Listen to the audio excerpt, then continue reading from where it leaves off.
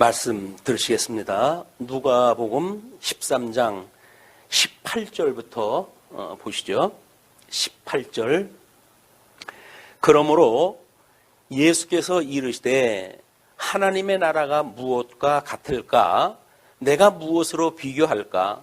마치 사람이 자기 채소밭에 갖다 심은 겨자씨 하나를 같으니 자라 나무가 되어 공중의 새들이 그 가지에 깃들였느니라. 또 이르시되 내가 하나님의 나라를 무엇으로 비교할까? 마치 여자가 가루 서말 속에 갖다 넣어 전부 부풀게 한 누룩과 같으니라 하셨더라.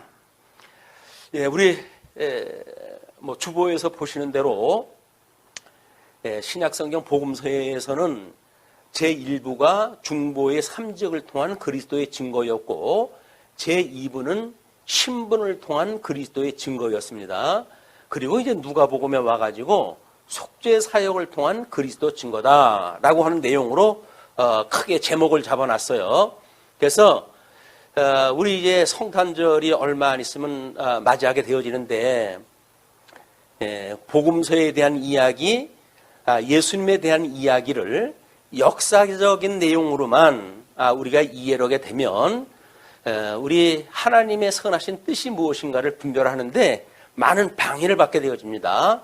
그래서 우리 믿음의 선배들은 웨스트민스터 신앙고백에서 대소요리 문답을 소개하면서 말씀의 그런 모든 내용들이 우리가 요점적으로 어떻게 이해해야 되는지 표준 교리를 주셨어요.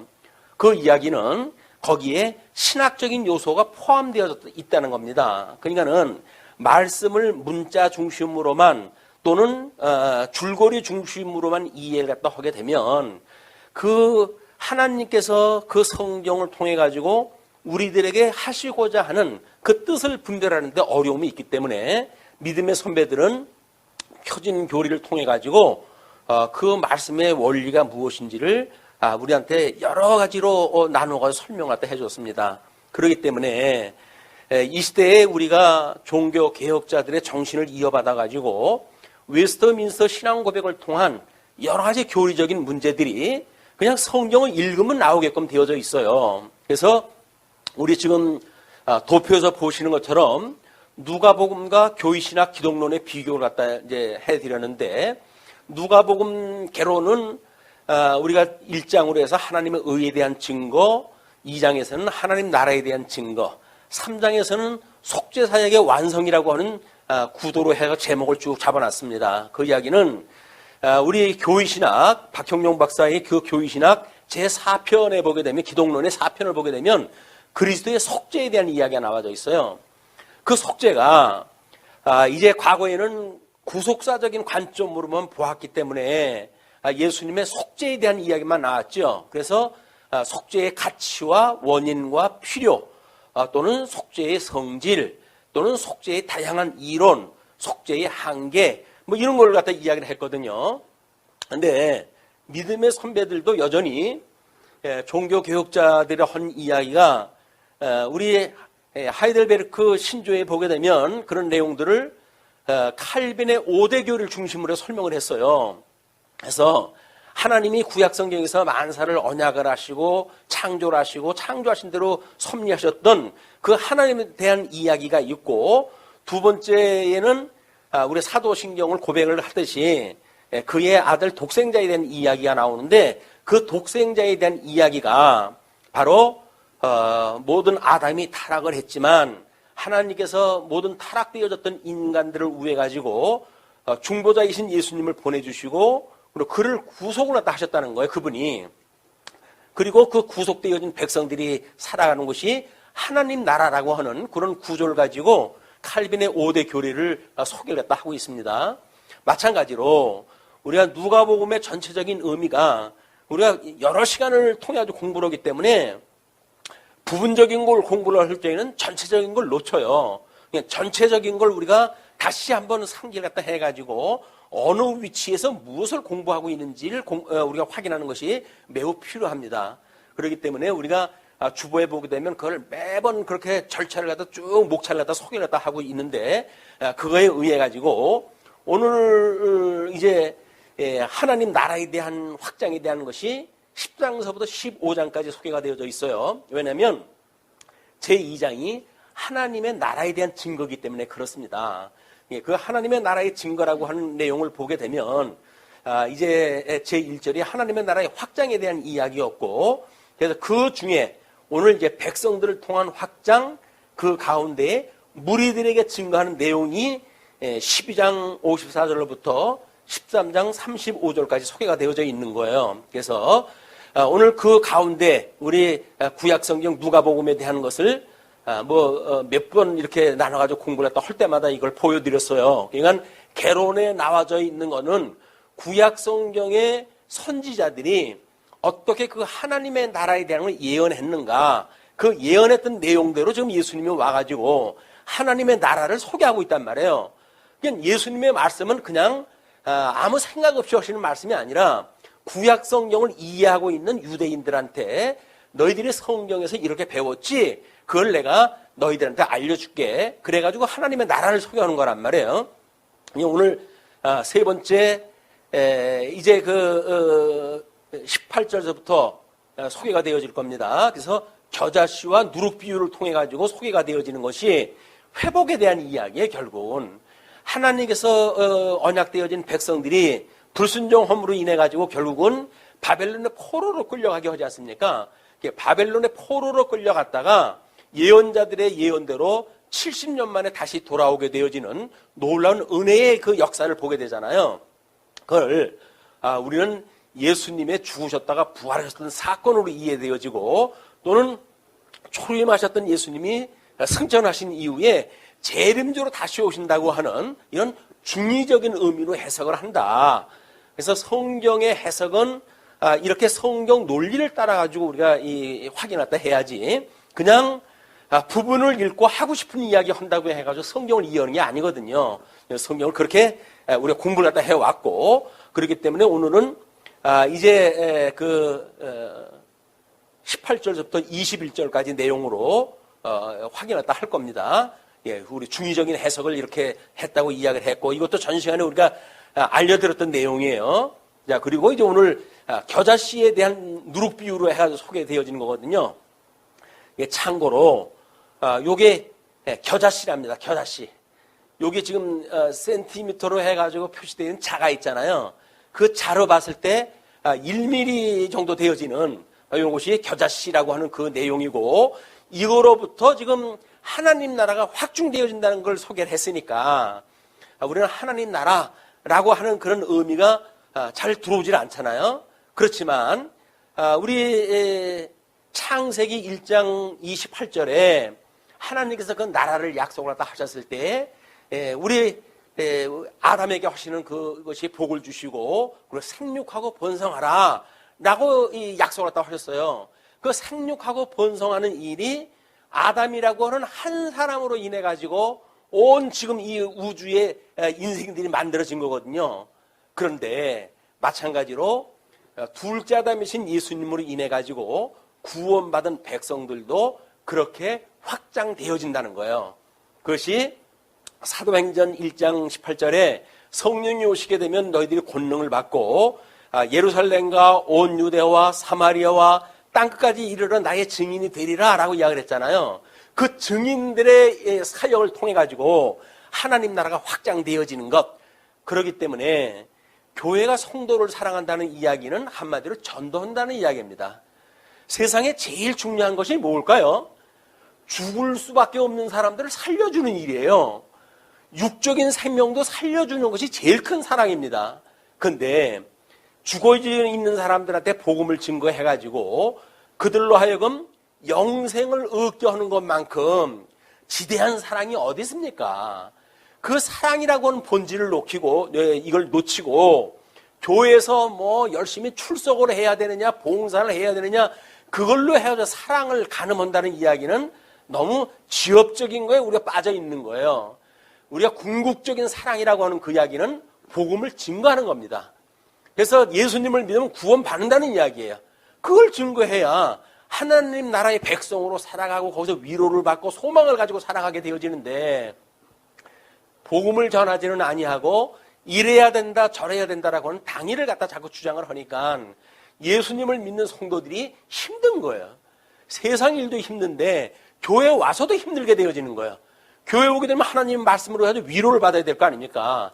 하나님이 이렇게 이루어 갑니다. 그분을 믿으시면 됩니다. 라고 이야기하는데 그걸 이루시는 하나님은 소개하지 않고 자꾸 우리들이 뭘 해야 된다고 이야기를 하니까 성도들이 그 쓸데없는 열심을 내는 거예요.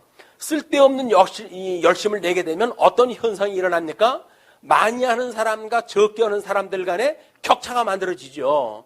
많이 하는 사람들은 뽐낼 거예요. 적게 하는 사람 기죽을 거예요. 주님의 몸된 교회는 그래 불평등한 데가 아닙니다. 많은 자나 적은 자나 공평한 데가 교회거든요. 그건 믿음의 영역도 마찬가지예요. 믿음이 크다 해가지고 믿음의 적은 자를 비웃습니까? 또는 믿음의 적은 자가 믿음의 큰 자를 갖다가 우리가 정죄를 갖다 합니까? 그럴 수가 없는 것이 교회란 말이에요. 왜? 주님의 몸된 교회는 하나의 몸이니까. 이거를 지금 예수님이 너희들이 하나님 나라가 오시게 되면 이런 나라로 내가 만들어 갈 거야 라고 하는 걸 약속하는 것이 지금 18절부터 소개되어지는 내용이에요. 그것이 지금 겨자씨와 누룩으로 비교를 갖다 했는데 그것이 우리 시편의 그 내용을 봐도 우리 시편 그 104편으로 소개가 되어 있죠. 12절 공중의 새들이 그가에서 깃들이며 나무가지 사이에서 소리를 바라는도다. 목가풍적인 이야기로 했지만 그것이 신령한 우리들의 이 교회의 영적인 상황으로 보게 되면 그리스도의 머리 대신 그리스도 안에 있는 주님의 몸된 교회에 있는 성도가 마치 이렇게 새들이 깃들여져 있는 모습으로 평안한 피안처를 삼고 살아가는 것이 교회라는 이야기예요. 주님께서 그 교회를 만들어 가셨다는 이야기입니다. 그래서 18절에 그러므로 예수께서 이르실 때 하나님의 나라가 무엇과 같을까? 내가 무엇으로 비교할까라고 이야기를 하잖아요. 너희들이 어떻게 설명을 하면 잘 알아먹겠냐? 그 이야기예요. 그런데 이미 시편 기자가 이야기했던 것처럼 너희들이 구약성경 잘 알고 있지? 그럼 그 예를 들어가지고 내가 하나님 나라를 소개할게 라고 하는 것이 시편 104편 12절 말씀을 인용을 한 거예요. 자, 그렇게 해가지고 채소밭에 갖다 심은 겨자씨 하늘 같으니 자라서 나무가 되어 공중의 새들이 그 가지에 깃들였느니라. 이것이 우리가 늘 이 겨자씨 하나지라고 하는 그 이야기가 하나님 나라가 이 겨자씨의 성장과 같다는 걸로 지금 소개하는 거 아니에요. 그거를 미가서 5장 4절에서는 이렇게 이야기를 합니다. 그가 여호와의 능력과 그의 하나님 여호와의 이름의 위엄을 의지하고 그 다음에 서서 목축하니 그들이 거주할 것이라. 이제 그가 창대하여 땅 끝까지 미치리라. 이미 구약 선지자들이 그렇게 예언을 했던 거예요. 하나님 나라에서 너희들이 비록 불순종해가지고 바벨론의 포로로 끌려갔지만 다시 오게 되는 날, 다시 회복하여 돌아오게 되는 날 너희들은 이렇게 되겠다는 이야기거든요. 그러니까 구약 성경을 잘 알고 있는 그때 유대인들, 예수님의 이 복음 전하는 걸 듣는 사람들은 이미 구약 성경을 통해 가지고 그 뜻을 다 알았어요. 모르는 거는 성경을 잘한다고 하는 우리들이 문제인 거예요. 우리가 모르고 있는 것은 우리가 모르지 그 사람들은 이미 잘 알고 있는 내용이었다. 그렇게 해서 이제 나무가 자라는 내용으로 해가지고 그걸 소개를 했다 하는데 또 뭐로 이걸 설명을 할까 하는 것이 마치 여자가 가로서말 속에 갖다 넣어 전부 불쁘게 한 누룩과 같으니라 하셨더라. 누룩으로 소개를 했다 한 겁니다.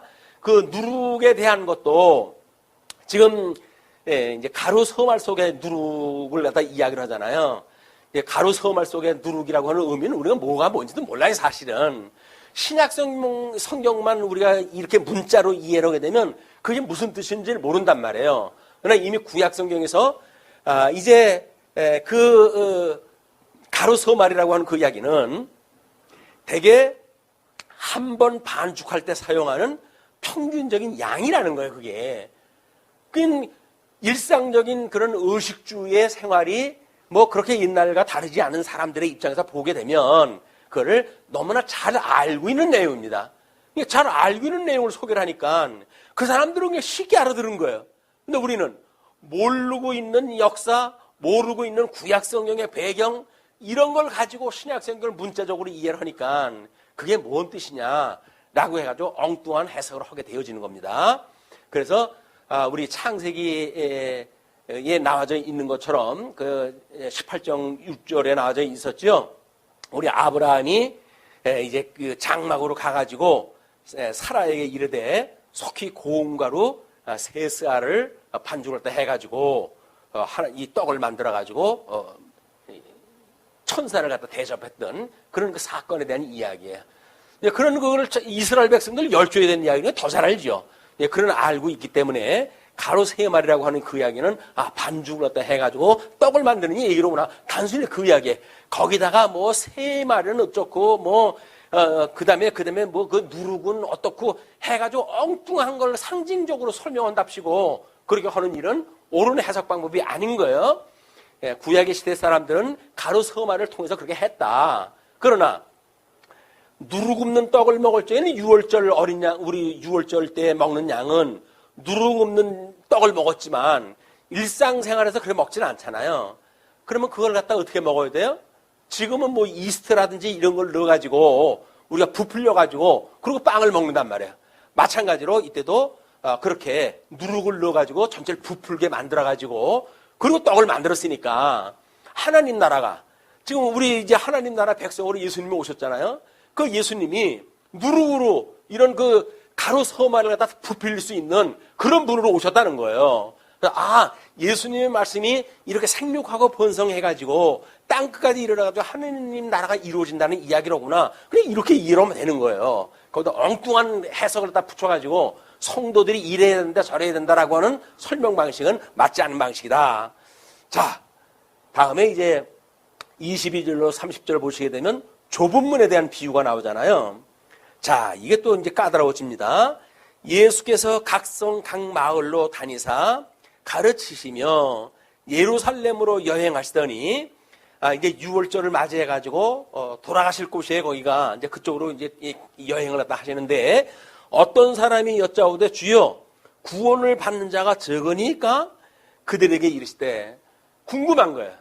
막 우리들도 지금 궁금할 거예요. 구원받는 자가 많을까? 요즘처럼 뭐 그냥 싸구려 복음을 가지고도 구원받았다고 그냥 착각을 하는 사람들이 많으니까 그 사람들은 그렇게 믿을지 몰라요. 이제 나 하나님 나라 백성이 돼서 그러니까는 그래도 내가 이렇게 사는 꼴 보니까 그건 아닌 것 같은데 그러면 이게 맞나 틀리나 늘 의심을 갖잖아요. 지금 이제 그때도 마찬가지였던 것 같아요. 구원받는 사람가 적읍니까? 라고 물어봐요. 그랬더니 예수님께서 좁은 문으로 들어가기를 힘쓰라. 내가 너희에게 이르노니 들어가기를 구하여도 못하는 자가 많으니라. 이거 보면 절망인 거야 이제 이게. 아니 구원받는 자가 적어가지고 좁은 문으로 들어가는데 병목 현상이 일어나가지고 다 못 들어가는 거야. 여기 들어가는 사람만 따로 정해져 있어요. 그러니까 이제 거기에 집주인이 일어나 문을 한번 닫은 후에 너희가 밖에 서서 문을 두드리며 주여 열어주소서 하면 그가 대답하여 이르되 나는 너희가 어디에서 온 자인지 알지 못하노라 하리니. 오늘 때가 뭐 언제나 열려있는 때라고 믿어져가지고 마치 아예 뭐 오늘 안 믿으면 내일 믿으면 되지 라고 우리는 오해를 갖다 해요. 그리고 우리가 흔히 이 전도를 갖다 하게 되면 그러잖아요. 아예 뭐 아직 세상이 멀쩡한데 죽을 때쯤 돼가지고 믿으면 되죠 라고 그런 웃지 못할 그런 그 이야기를 하는 사람들이 있어요. 바로 이런 사람들이에요. 그러다 문이 닫힌 뒤에 와가지고 문을 두들기면서 내가 전도받고 왔는데 문 좀 열어달라고. 근데 이미 난 너가 모른다고 이렇게 이야기를 하시거든요. 구원의 때가 따로 있는 겁니다. 예수님 오셨을 때 그 예수님을 믿는 것이 구원의 때고 그리고 그 복음이 전달되어져서 오늘날 우리들의 귀까지도 들리는데 오늘 이걸 믿지 않은 사람들은 뭐 내일로 믿을 수가 있고 뭐 1년 뒤로 미룰 수가 있겠죠. 그러나 그것이 온전한 방법이 아니라는 거예요. 하나님께서 구원을 받게 하실 때가 있으니까 이런 은혜의 복음을 듣게 되어지게 되면 그걸 감동으로 받아들이고 아, 이걸 구원의 메시지군요. 주님, 저를 구원에 초청하는 말씀이로군요. 라고 하는 말씀으로 들어야지. 맨날 듣는 이야기인데요. 뭐 이렇게 아주 우습게 여기다가는 큰 코 다칠 수가 있습니다. 그러니까 우리 하나님께서 우리를 부르실 때 그냥 순종하는 마음으로 아멘 하고 우리가 대답을 하는 것이 지혜자의 이야기들이에요. 자, 그러면 그렇게 했을 때 이제 예수님이 모른다고 그러니까 그때 너희가 말하되 우리는 주 앞에서 먹고 마셨으며 주는 또한 우리를 길거리에서 같이 가르치셨나이다. 아니, 예수님 우리가 따라다니고 그러지 않았어요. 오병이어에 내가 참설해가지고 오병이어도 먹었는데요. 라고 이야기를 하는 거죠. 근데 그때 그가 너희에게 말하여 이르되 나는 너희가 어디에서 왔는지 알지 못하노라. 행악하는 모든 자들아 나를 떠나가라 하리라. 지금 이 위기에 당한 거예요. 아니, 예수님을 우리가 잘 안다고 생각을 했는데 마지막 날 예수님이 난 너희를 모르겠다 이렇게 이야기를 하거든요. 아니, 주님 무슨 말씀이에요? 우리가 주님을 따라다니는데 라고 했더니 뭐라 그래요? 주님께서 너희가 나를 따르면 표적을 보고 따르는 것이 아니라 먹고 배부른 까닭이라 라고 이야기를 하잖아요. 우리가 매일같이 교회를 다니고 열심히 뭘 갖다 했어요. 그 주님 앞에 나중에 하는데 주님이 넌 누구냐? 라고 물어봤길래 아, 주님 제가 아무개 교회 다녔더니 아무개입니다 라고 이야기를 했더니 난 너 모르겠는데 아이, 주님 무슨 말씀이에요? 제가 주님을 매일같이 찬송을 하고 주님 보고 우리가 함께 배우고 주님이 가르쳤다고 하는 말씀을 우리 목사님을 통해 가지고 우리가 늘 듣고 그랬는데 그걸 모르신다니요? 라고 이야기하는 거랑 똑같은 거예요. 근데 예수님께서는 네가 그것이 내가 믿어져서 교회를 다닌 것이 아니라 너 배부르려고 다녔던 거 아니야? 교회 나가면 복 받는다고 해서 나갔던 거 아니야? 교회 다니면 건강하게 해준다고 해서 다녔던 거 아니야? 그렇게 믿는 자들은 내가 모르겠다 그 이야기입니다. 그러니까 교회 다닌다는 이야기는 어떤 조건 때문에 다니는 게 아니에요. 죽었던 나를 살려주셨기 때문에 그 은혜의 감동으로 인해 가지고 교회를 다니는 거다. 그 은혜를 놓치게 되어진 거는 예수님께서 쫓아내는 일과 마찬가지입니다. 그래서 28절에 이렇게 이야기를 합니다. 너희가 아브라함과 이삭과 야곱과 모든 선지자는 하나님 나라에 있고 오직 너희는 밖에 쫓겨나는 것을 볼 때에 거기서 슬피 울며 이를 갈리라. 여기서 하나님 나라에 있을 백성들의 그 열조의 이스라엘 백성들이 잘 알고 있는 열조, 그들의 열조 아브라함과 이삭과 야곱. 근데 아브라함의 아들 이삭만 쓰고 왜 에서는 빠졌을까요? 또 이삭에서는 이삭의 아들은 왜 야곱과 에서가 쌍태인데도 불구하고 야곱만 소개가 되었을까요? 예, 아브라함에서 나온 거는 이스마엘이나 구두라를 통한 그 첩의 아들도 많은데 그 아들은 다 빠지고 왜 이삭만 소개했다 했을까요? 열조와의 언약은 단순 반복이 아닙니다. 거기는 아담 한 사람에게 했던 그 언약을 신학적으로 해가지고 하나님이 택자와 불택자, 때로는 하나님의 우리 나라와 또는 사단의 나라 이런 것을 전부 총괄적으로 성경을 한 거기 때문에 그런 내용을 모르게 되면 우리는 성경을 읽고 내가 아브라함의 자손이다라고 뽐낼 수가 있을 거예요. 그러나 아브라함의 자손인 걸 너희 자랑하지 말라고 주님께서 그러잖아요. 왜? 이 길거리에 돌덩어리를 가지고도 하나님께서는 아브라함 자손을 만드시고 있다는 거예요. 생명을 가지고 있는 아브라함의 자손은 이삭이어야만 돼요. 이삭의 자손은 야곱이어야만 돼요. 야곱의 아들은 12아들이어야만 되는 거예요. 12아들 중에서는 다 구원을 받는 것이 아니라 바벨론의 포로로 끌려갔지만 거기서 우리 하나님의 약속을 믿고 다시 돌아올 수 있는 자들만 구원받는 백성이라는 이야기입니다. 그걸 모르게 되면 아브라함의 자손이기 때문에 이스라엘 백성은 다 구원받았다고 지금 자랑을 하지 않습니까? 소용없는 일이에요. 이런 그 일들이 교회도 마찬가지입니다. 내가 예수님을 믿었기 때문에 난 구원 받아놓은 당상이야 라고 이야기를 하는데 정말 우리가 예수님 오실 때까지 그분을 사모하고 악망하고 그분을 소망 중에 기다리고 있는지 아니면 나는 이제 뭐 믿었고 예정되어져 있고 이제는 따놓은 당상이고 그러니까 내 맘대로 살아도 나는 구원받는데 아무런 하자가 없어 라고 이야기하는 사람들은 미안하지만 불합격이 될지도 몰라요. 오늘 이 말씀을 듣고 회개하는 마음으로 우리 주님을 향하는 마음으로 돌아서길 바랍니다. 예.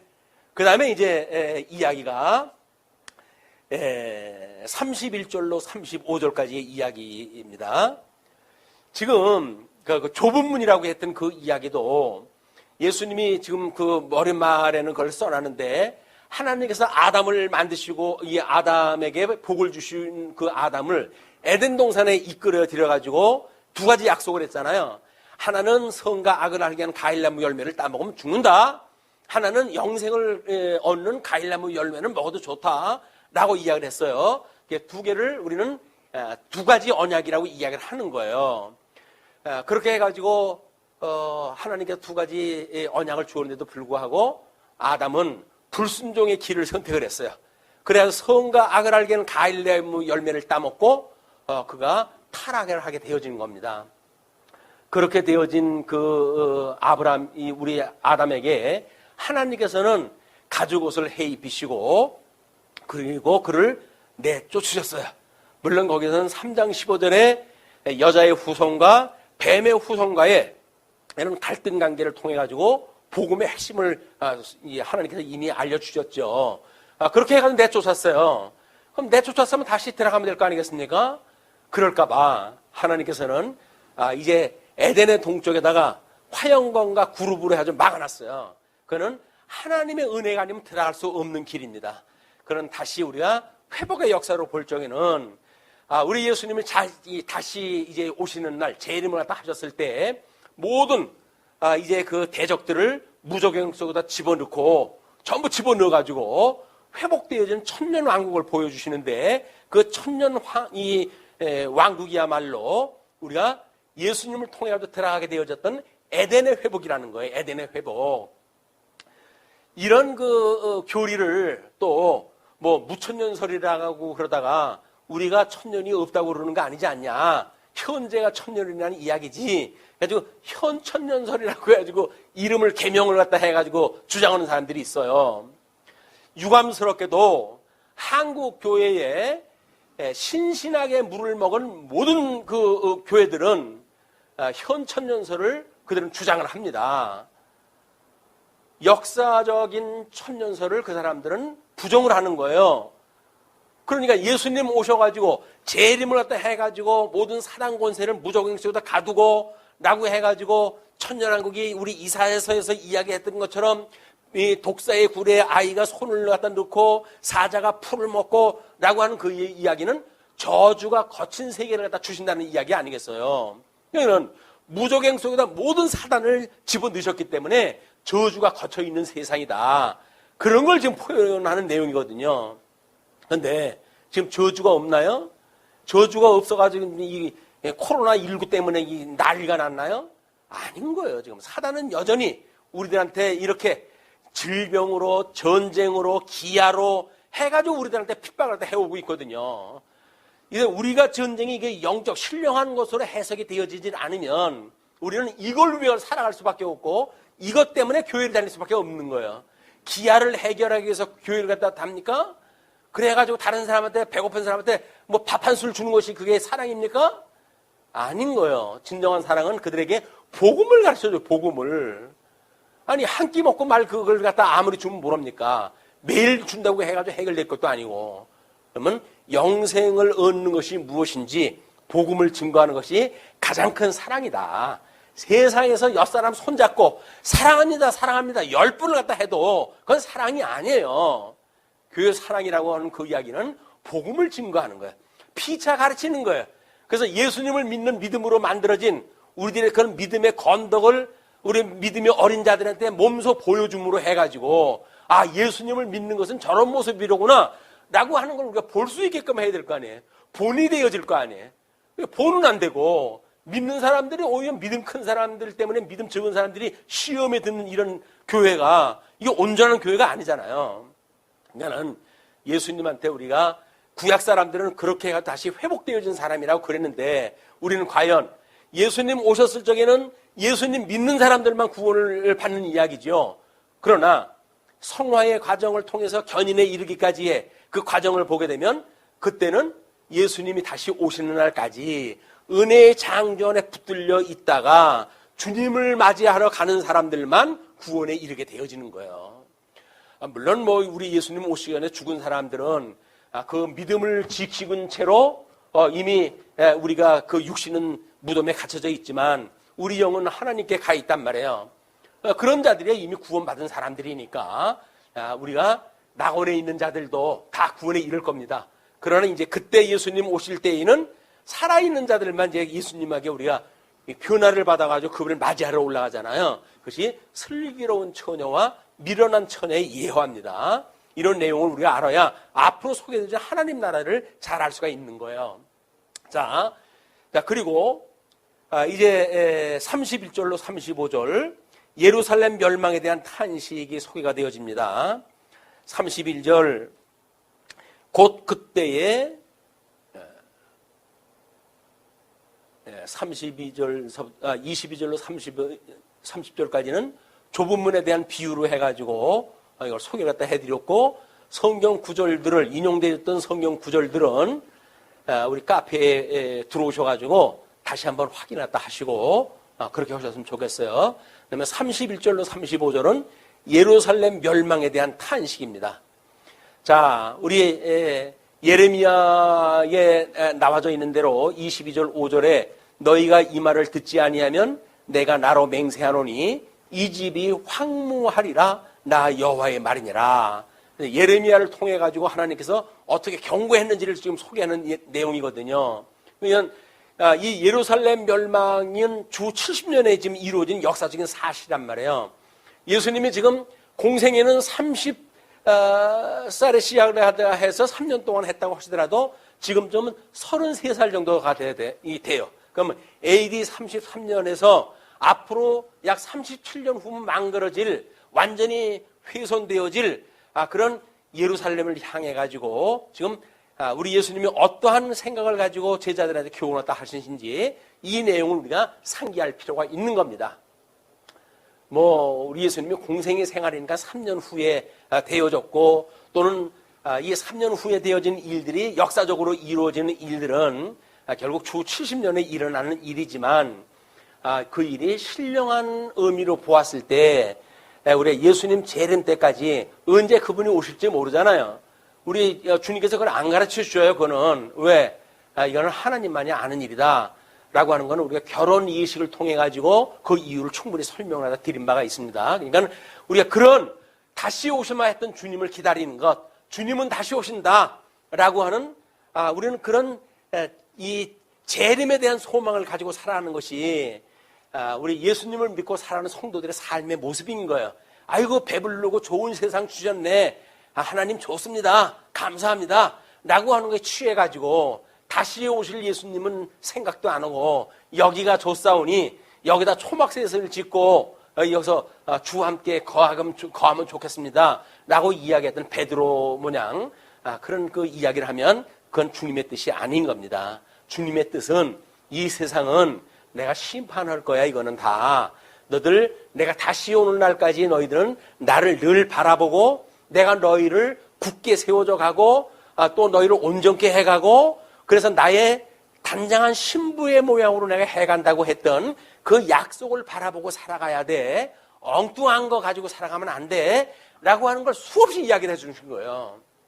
지금 이야기하는 것도 그 이야기예요. 예수님 믿고 구원받았다고 자랑하지 말라는 거예요. 사도 바울도 그런 경고를 하잖아요. 섰다 하는 자들, 이런 자들에게 너희들 넘어질까 조심해라. 그 이야기는 뭡니까? 아니, 사도 바울이 예정론을 몰라도 그런 얘기를 갖다 했을까요? 아닌 거예요.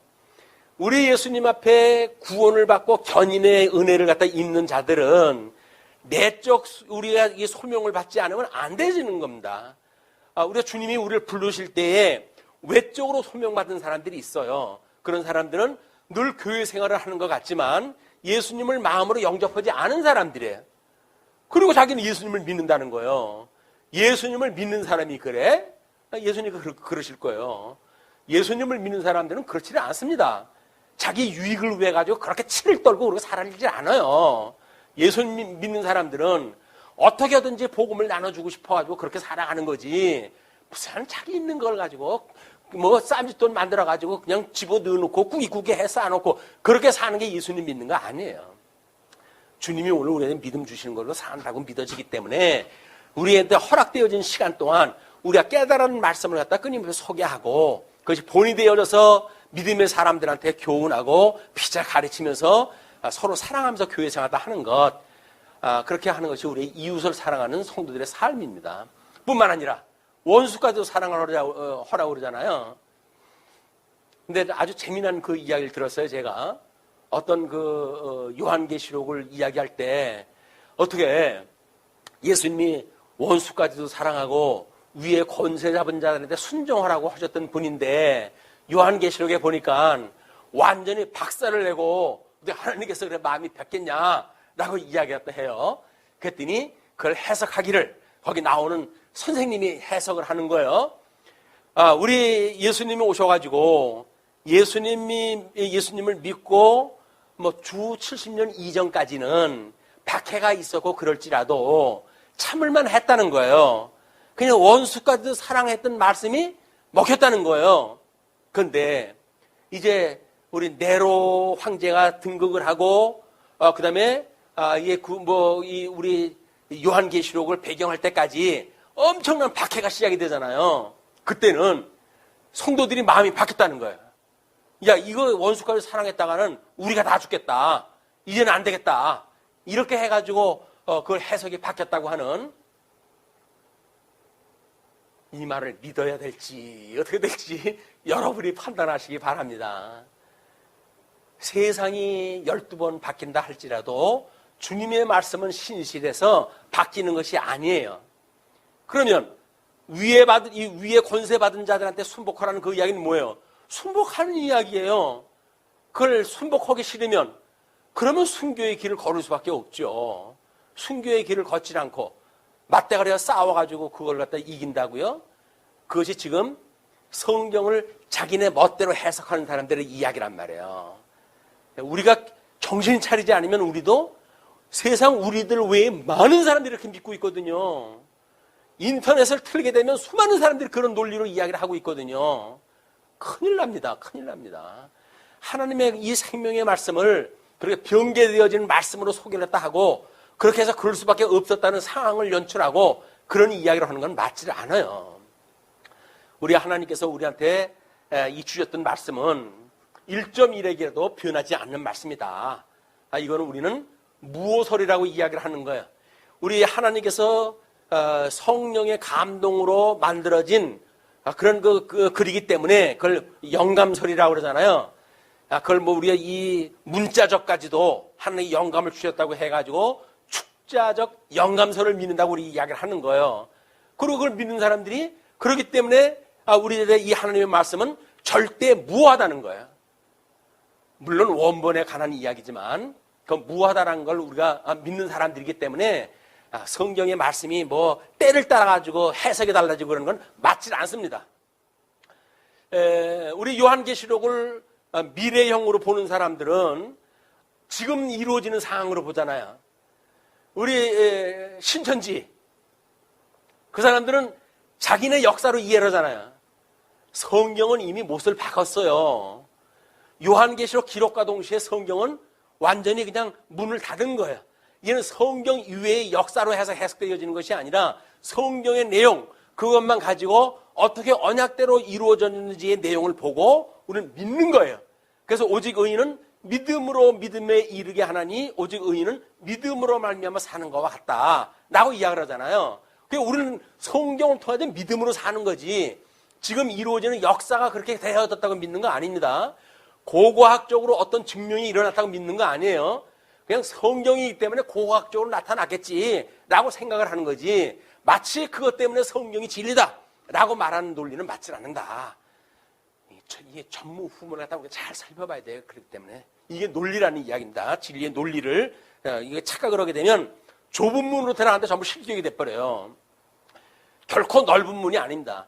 인간들의 무수한 생각을 가지고 들어갈 수 있는 하나님 나라가 아니라 아주 이 하나님의 말씀으로 국한을 시켜가지고 절대 무한 말씀 그걸 정말 영감설이라고 하는 그런 걸로 믿고 무하다고 하는 걸로 믿고 하는 소수의 사람들만 들어갈 수 있는 곳이에요. 그것이 좁은 문이라고 한 걸 우리에게 상기를 딱 하셔야 예수님이 지금 31절로 35절 그 멸망에 대한 탄식에 대한 의미를 깨달을 수가 있는 겁니다. 자, 그러면 31절 곧 그때 어떤 바리새인들이 나와서 이르되 나가서 여기를 떠나소서. 이들이 왜 떠나라 그래요? 지네들이 뭔데 떠나라 그래요? 그 이야기는 예수님이 하는 이야기가 지금 너무 하나님의 그 이름을 망홀히 여기는 그런 그 이야기가 되어져서 부정한 자라는 이야기예요. 부정한 자. 그러면 우리 레위기에서 부정한 사람, 부정한 일을 저지른 사람에게는 어떻게 하라고 그래요? 그 사람이 앉았던 자리에 앉아도 그 사람도 부정하게 되어진다는 거거든요. 그 사람이 먹던 음식을 먹어도 부정해진다는 이야기거든요. 그들이 먹던 그릇으로 먹어도 부정해진다는 이야기예요. 그럼 어떻게 해야 돼요? 그 부정한 자에서 떠나는 이야기예요. 너희들 이 예수 이건 이게 독종이 돼가지고 잘못되면 너희들 오염된다. 모든 예수로부터 떠나라는 이야기예요. 자, 그러면서 헤롯이 당신을 죽이고자 하나이다. 물론 역사적으로 해가지고는 헤롯이라고 하는 자가 지금 이 예수님을 죽인다고 하니까 떠나라. 그런 그 이야기예요. 여기서 떠나라. 근데 여기서 31절에 나와져 있는 것이 바리새인들이 나와가지고 여기를 떠나서 이야기했을 때 바리새인들은 예수님을 죽기를 원하는 사람들입니까? 아니면 도와주기를 원하는 사람들입니까? 예수님이 어떤 영향을 미칠 거예요? 예수님 때문에 헤롯이 지금 예수님을 잡으려고 그래요. 근데 예수님이 있는 곳에 누가 함께 있어요? 바리새인들이 있잖아요. 그럼 예수님 때문에 바리새인들은 어떻게 돼요? 그냥 애매한 해를 받게 됐잖아요. 그러니 떠나라고 이야기를 하는 거예요. 자, 당신을 죽이고자 하나이다. 그러니까 이르시되 너희는 가서 저 여우에게 이르되, 여우라고 그래 헤롯을. 왜? 이미 짐승입니다. 헤롯은 짐승이에요. 거짓 왕 안에 유대의 거짓 왕, 이둠의 출신의 거짓 왕 이어를 참 유다 지파로부터 참 왕으로 오셨던 예수님을 죽이려고 한다고. 그러니까 그 여우에게 이르되 오늘과 내일은 내가 귀신을 쫓아내며 병을 고치다가 제3일에는 완전하여 지리라 하리라.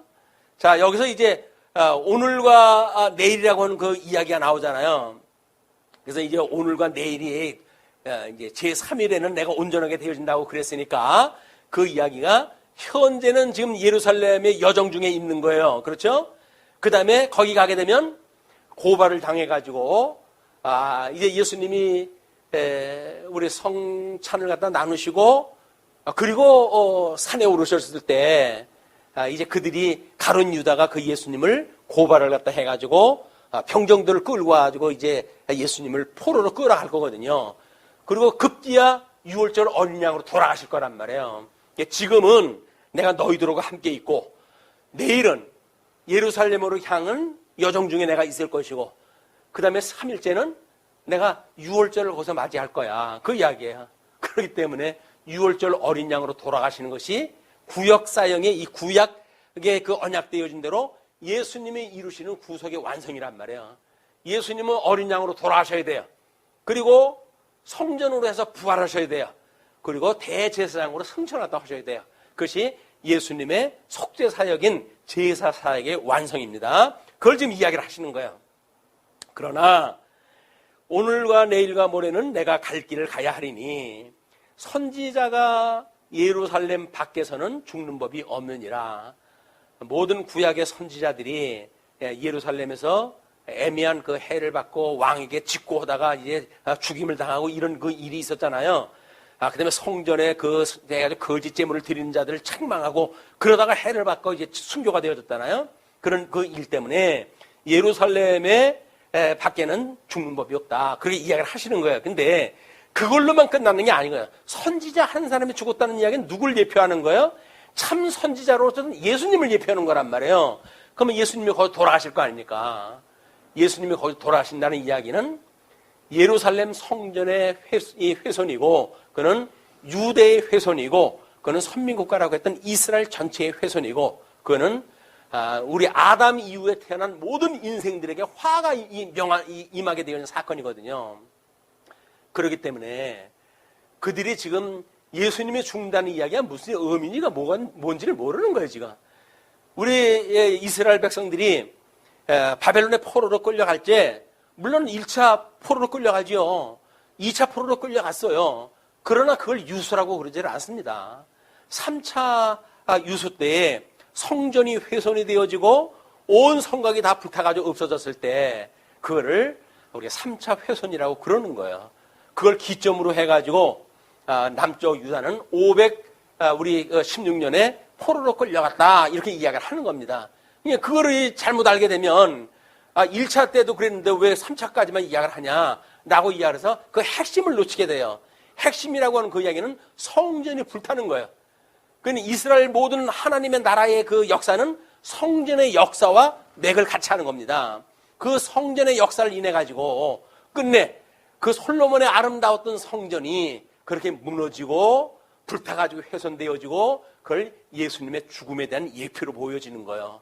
그러나 70년 만에 다시 돌아올 때 하나님께서는 이제 그들로 하여금 다시 성전을 회복해 주실 거거든요. 그것이 예수님의 부활에 대한 모습을 예표로 보여주는 사건이다. 그렇기 때문에 예수님께서 34절에 이렇게 이야기를 하셔요. 예루살렘아 예루살렘아 선지자들을 죽이고 내게 파송된 자들을 돌로 치는 자여. 여기는 예루살렘에 있는 그런 부정한 자들이 있는 그런 그 장소이기 때문에 그렇게 예루살렘을 의인화해가지고 설명을 하는 겁니다. 그 다음에 내게 파송된 자들을 돌로 치는 자여. 암탉이 제 새끼를 날개 아래에 모음같이 내가 너희의 자녀를 모으려 한 일이 몇 번이냐. 그러나 너희가 원하지 아니하였도다. 수없는 선지자들을 보내가지고 예언케 했거든요. 너희들 그러면 망한다. 너희들 망한다. 이렇게 이야기를 했거든요. 그런데도 불구하고 끝내 그 예루살렘의 성전에 파송되어져 있던 대제사장들, 그 업무를 수행한 자들은 또는 거기서 그 이스라엘을 통치했던 통치자들은 선지자들의 말에 귀를 기울이지 않고 끝내 이제 그 나라가 망하는 데까지 가게 되어진 걸 이야기를 하는 겁니다. 그걸 34절에 수많은 선지자들의 파송이라고 이야기를 했죠. 그걸 이사야서 31장 5절 말씀을 소개를 해드렸어요. 물론 뭐 선지서 이야기가 다 그겁니다. 그러나 직접적으로 예를 들기 좋은 걸로 그렇게 예를 갖다 든 거예요. 자, 거기에 새가 날개치며 그 새끼를 보호함같이 나 만군의 여호와가 예루살렘을 보호할 것이라. 그것을 호위하며 건지며 넘어와서 구원하리라 하셨나니. 끊임없이 그걸 선지자를 통해서 이야기를 했던 거예요. 그러나 끝내 그들이 그걸 믿지 않고 불순종을 해가지고 우리 35절에 이야기하는 것처럼 예레미야 23장 3절에서는 이렇게 이야기를 합니다. 너희가 이 말을 듣지 아니하면 내가 나로 맹세하노니 이 집이 황무하리라. 나 여호와의 말이니라. 여호와는 뭐예요? 언약대로 이루시는 분의 이 호칭이에요. 하나님의 칭호는 삼위일체 하나님의 칭호가 있어요. 뭐 엘로힘으로 창세기의 1장에서는 소개가 되어지지만 2장서부터 섭리 사역을 했을 땐 여호와로 소개가 되어지는 것은 그 모든 섭리 이 역사는 하나님께서 섭리 사역의 역사는 이 하나님의 언약대로 이루어가시는 역사이기 때문에 거기서 언약이라고 하는 두 언약을 주시고 그 언약을 이루어가시는 행적을 쭉 소개를 한 거예요. 그것이 소위 행위 언약과 은혜 언약이라는 이야기입니다. 그걸 무슨 3대 언약이니 이런 거로 설명을 할 수가 없는 거예요. 그거는 창세기에는 창조에 대한 역사를 이야기를 한 거예요. 창조 사역을. 그렇기 때문에 창세기 1장 28절을 가지고 풀어가지고 설명하게 되면 창세기 1장 28절에는 창조 역사이기 때문에 그건 모든 게 상대적인 역사예요. 상대적인 역사에는 절대적인 게 있어요? 없어요? 없어요. 그러면 그 나라는 누구예요? 천국과 지옥이 다 있는 거예요. 그래서 복은 복과 저주가 다 있는 거예요. 그걸 마치 섭리 역사에서 이야기했던 것처럼 그냥 일방적인 것만 설명을 한다는 이야기는 잘못되어진 설명 방식이다. 그래서 35절 보라 너희 집이 황폐하여 버림바 되리라. 내가 너희에게 이르노니 너희가 너희 이름으로 오신 이를 찬송하리로다 할 때까지는 나를 보지 못하리라 하시리라. 예수님이 하나님의 보내심을 받고 하나님이 인간의 육신을 입고 이 땅에 오신 거예요. 그렇게 될 때까지는 다 이제 이걸 볼 수가 없다. 이 말씀을 우리가 중의적인 해석이라고 그랬죠. 그 중의적인 해석은 재림할 때까지 상용되어지는 거예요. 그거를 이제 우리 개혁 신학자들은 초림으로부터 재림까지가 말세라고 현상이기 때문에 우리는 지금 예수님이 하셨던 그런 그 이야기를 믿는 거를 재림의 역사로 전부 포커스를 맞춰가지고 믿어야 된다 이렇게 이야기를 하는 겁니다. 그렇지는 않습니다. 예수님의 지상사역을 통해서 우리는 칭의의 이론을 믿게 되어져요. 왜? 구약성경을 믿는 믿음으로 믿음에 이르게 되어지니까. 그러나 견인의 은혜를 믿고 살아가는 일은 재림의 그 주님을 약속을 믿고 살아가는 사람들이 바라봐야 될 일이기 때문에 초림 것까지만 보는 건 잘못되어진 거야. 그래서 중의적으로 해석을 했을 때 초림으로부터 재림에 이르는 전 역사를 우리가 이해를 하게 되어지는 것으로 소개할 수가 있기 때문에 그렇습니다. 자, 이렇게 돼서 지금 이제 35절까지 소개가 전부 됐어요. 그래서 다음 시간에 이제 우리가 이야기할 것이 우리 양대 언약이라고 하는 근본 언약에 대한 이야기입니다. 그것과 누가복음에 대한 하나님 나라의 관계가 어떻게 되어질까? 그것이 열조와의 예화를 통해 가지고 15장에서 아주 정확하게 설명이 되어져 있어요. 그거는 지금 우리들이 보고 있는 하나님 나라에 대한 설명이기 때문에 그거를 한쪽가로 2번 지도자에게 증거하는 내용으로 14장에서부터 15장까지 이야기로 소개가 되어져 있습니다. 우리 다음 시간을 기대하시면서 오늘은 여기서 마치기로 하겠습니다. 기도하시죠. 예, 사랑의 하나님 은혜를 감사합니다. 저희들이 무엇이간데 죽었던 저희들을 살리셔서 우리의 기회에 활례를 받게 하시고 마음의 할례를 받게 하셔서 우리 주님의 말씀을 듣게 하시고 깨닫게 하시고 믿어지게 하시고 또 하나님의 은혜를 따라 섬길 수 있는 경외할 수 있는 믿음을 주시는 우리 하나님 아버지 은혜를 감사하고 감사합니다. 우리 하나님께서 우리를 향하신 이 기쁘신 뜻이 우리에게 이루어짐을 인하여 저희들 기쁘고 즐거운 마음으로 주님의 몸된 교회를 이루어 성도 간의 아름다운 사랑을 이루면서 살아갈 수 있는 은혜를 주신 하나님 아버지 은혜를 감사하고 감사합니다. 우리 주님께서 몸소 세웠던 이 교회가 이와 같이 아름다운 열매를 맺을 수 있는데 반하여서 수많은 교회가 아직도 잘못되어져 있는 복음, 오용되어져 있는 복음, 반복음적인 것으로 인해서 자기네들의 유익을 위하고 먹고 배부른 까닭에 예수님을 믿는 이런 잘못되어져 있는 교회가 많은 것을 저희들이 안타깝게 생각하오니 하나님 아버지 저희들에게 성령 충만함을 허락하시고 이 시대에 우리에게 주셨던 이 생명의 말씀을 어떻게 전승하고 보수해야 될 것인지 지혜와 명철을 허락하셔서 이 일을 감당할 수 있는 사역자들로 굳게 세워주시길 빕니다. 우리 믿음을 더욱 굳게 해주시고 모든 환경, 이길 수 있는 환경을 허락하셔서 진리를 전승하는데 방해받지 않도록 주께서 지켜주시옵소서. 우리 주님께서 우리를 지키지 않으면 저희들의 수고가 헛되고 헛될 것인 줄 믿사오니 하나님께서 온전히 저희를 붙들어 주시기를 소원합니다. 모든 계획이 사람에 있을지라도 이것을 이루시는 이는 여호와라고 하셨사오니 우리 예수 그리스도께서 온전케 하신다고 하는 걸 믿고 온전케 하시는 예수님을 바라보고 신앙의 생활을 온전케 이루어지는 우리의 신앙생활이 될 수 있도록 주님 인도하여 주시옵소서. 지금 이런 코로나19로 인해서 어려움을 당하고 있는 모든 사역자들이 있다고 한다면 그 사역자들 위에도 주님 크신 종이 함께 하시길 빕니다. 지금은 이제 그거를 우리가 막을 수 있는 약품 개발에 대해서 이야기를 하고 있지만 우리 하나님께서 참다운 치료가 아니라고 한다면 그것이 무슨 의미가 있겠습니까? 오히려 우리 치료제를 개발하게 해서 모든 사람들의 치료를 받게 하시고 그 일로 인해서 예수님으로 인하여 사망 권세에서 우리가 치료를 받는 이런 놀라운 역사가 대한민국에서부터 출발을 해서 복음적인 역사로 주님께서 인도하여 주시길 소원합니다. 우리 하나님께서 연구진들 위에 지혜와 총명을 허락하시고 세상의 지혜가 아니라 주님의 몸된 교회의 이 복음을 증거하고 이 복음을 간직하고 있는 주님의 몸된 교회를 위해서 이제 그들의 지혜와 총명을 허락하사 치료제가 하루속히 상용화되어지고 그래서 모든 어려움이 있는 환자들을 위해 소망을 허락하여 주시기를 소원합니다. 물론 그 일은 이제 믿음에 대한 우리의 소망을 갖는 믿음의 사람들의 일로 더욱 승화되어지도록 주님께서 인도하여 주시옵소서. 흩어있는 시간도 주님께서 여전히 함께하여 주시길 믿사옵고, 우리 주님의 몸된 교회를 위하여 말씀으로, 연보로, 기도로 또는 받은 은사를 따라서 섬기는 손길을 위해 우리 주님 늘 함께 하시기를 비옵고, 우리를 구원하신 우리 주 예수 그리스도의 이름으로 기도하옵나이다. 아멘.